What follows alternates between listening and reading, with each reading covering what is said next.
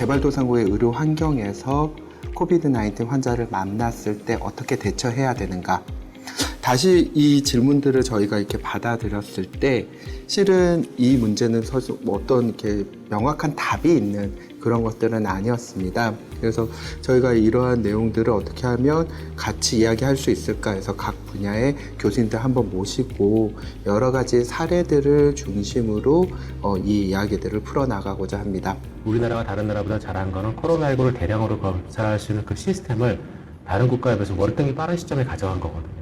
이 코로나19처럼 전파력이 높은 질환은 초기에 얼마나 잘 잡고서 버든을 줄여주냐가 이후에 관리에 굉장히 큰 영향을 주거든요. 2주 정도 걸렸습니다. 그러니까 동시에 처음부터 키트 개발과 동시에 교육 준비를 들어갔고요. 키트 평가가 끝나면서 동시에 키트의 배분까지 전부 다 학교에서 결정을 해서 다 모든 기관으로 갈 수 있도록 해줬거든요. 이제 메르스에 대응했던 수준에 이제 대응을 하다 보니까 소아는 그다지 많이 감염은 안 된다는 사실을 알게 됐는데 소아를 데려오는 부모가 양성이 나오는 경우가 있기 때문에 할 수 없이 그 환자는 이게 코로나가 의심되지 않지만 부모랑 같이 코로나 격리구역에 들어가는 그런 일이 벌어지더라고요. 의심 환자가 왔을 때 선별구역에서 엑스레이를 찍고 여기에서 뉴모니아 소견이 보이면 CT를 진행을 하고요. 사실 엑스레이에서 이상 소견이 보이지 않아도 의심이 되는 경우에는 CT를 찍습니다. 왜냐하면 아주 초기에 병변이 서틀해서 엑스레이에서 안 보이는 경우도 있고 인펙션이 되고 시간이 많이 지났어도 거의 끝까지 CT에서 업노멀 파인딩이 안 보이는 경우들도 리포트가 많이 되고 있어서 초음파 같은 경우에는 그 폐의 바깥쪽에 생긴 콘솔리데이션을 디텍션을 할 수 있고 다른 폐렴에 의한 다른 컴플리케이션, 플로라 이퓨전이 생긴다든지 다른 파인딩이 있는 거를 확인하는 정도로 사용을 하는 게 코비드-19 확진 환자인지 모르고 CT를 찍고 나서 알았을 때는 소독을 하고 지금은 소독하고 나서 4시간 정도 환기시키고 하면은 다시 재사용할 수 있는 걸로 되어 있고 확진 환자 팔로우업을 위해서 CT를 찍는 경우에는 이전에 메르스 때 사용했던 그런 그 음압 텐트 같은 게 있습니다. 간이로 되어 있는 거기에 환자를 넣고 그 채로 CT를 찍을 수 있게 그렇게 준비가 되어 있습니다. 코비드-19은 무증상 감염이 리포트마다 다르지만 네. 많게는 80% 된다 이렇게 나오니까 일단 시작이 열을 기준으로 시작을 하고 있잖아요. 그래서 네. 열이 없는 환자도 많기 때문에 네. 열이 있는 상황에서 그 다음 단계로 넘어가는 이 알고리즘을 갖고 있으면 사실은 많은 부분에 실제 코비드-19 환자를 놓칠 가능성이 많아요. 그래서 결국은 그 트리아지는 아마도 이제 폐렴 환자를 선택적으로 중증이죠. 결국은 중증증 내지 중증 환자만 선별을 해서 병원에서 격리 치료하겠다 이런 전략이라고 볼 수 있을 것 같아요. 음압실 있으면 제일 좋은데 그럴 시설이 안 된다고 한다면 응급실 만약에 운동장처럼 넓다 하면은 이 병원 내 전파를 갖다가 조금 막는데 유리할까요? 아니면 그냥 똑같을까요? 음압이라는 시설보다는 결국 1인 격리가 제일 핵심일 것 같고요. 사실 자연 환기라는 것이 굉장히 효율적인 방법인데 꼭 이 코비드-19이 아니어도 자연 환기가 잘만 되면 이 음압 시설 못지않은 그런 성능이 나오는 거죠. 그래서 시설이 잘 안 돼 있는데 음압 시설이라는 게 없다는 게 꼭 코비드-19 환자를 격리 수용하는 데서 큰 리미테이션이 되는 게 전혀 없고요. 의심되는 환자들이 1인 격리가 되고 그 시설은 충분히 자연 환기가 될 수 있는 공간만 이라면 충분히 수용할 수 있는 거라고 보실 수 있겠습니다.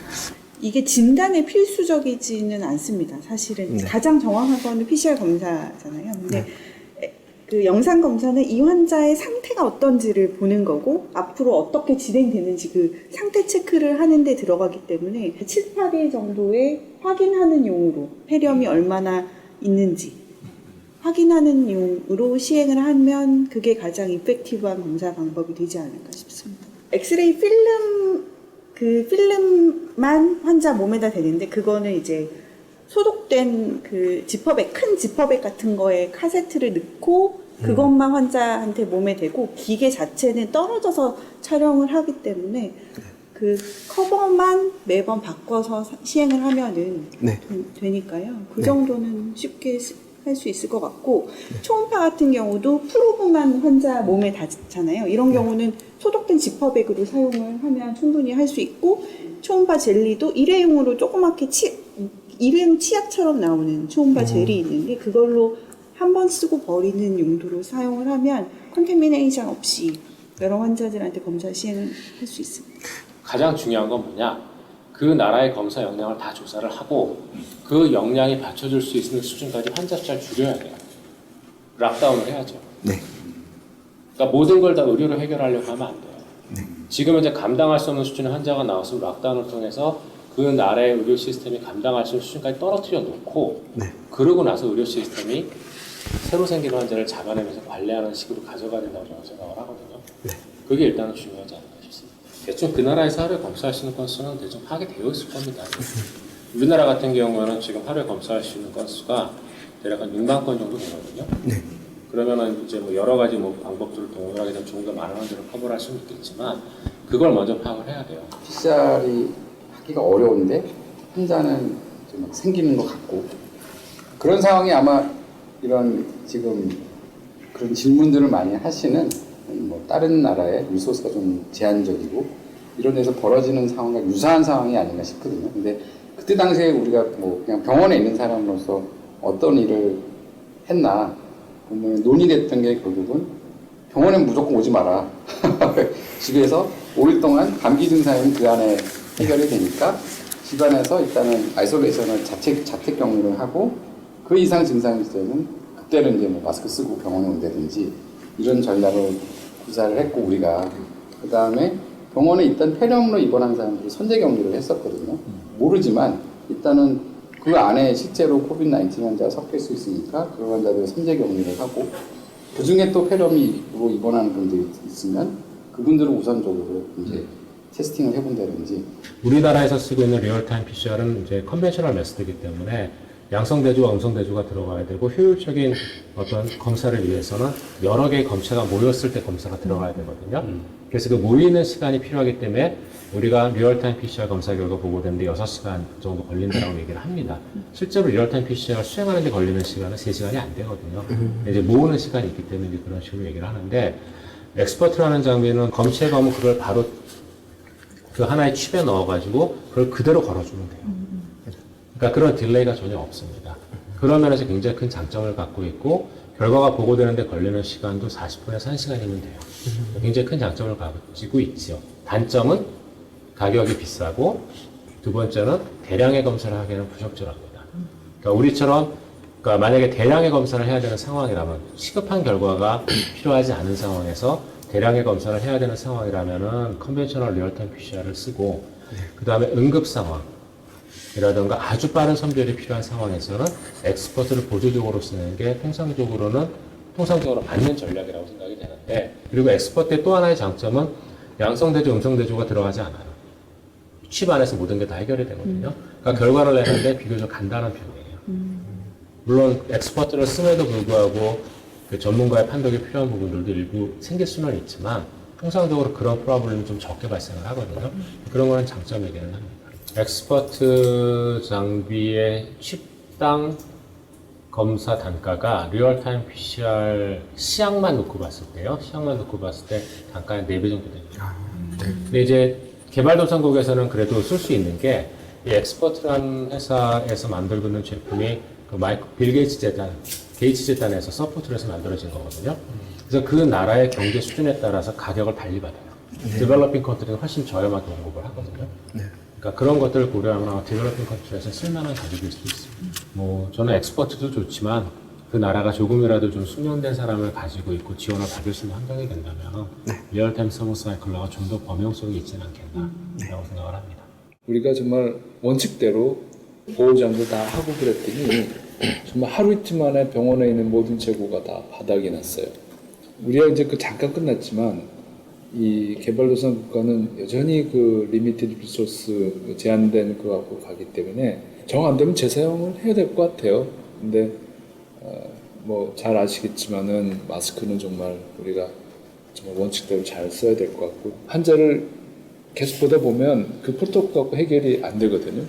예를 들어서 여기 이렇게 찢어져서 왔는데 하필 또 열이 나요. 그러면은 이럴 땐 어떡할 거냐.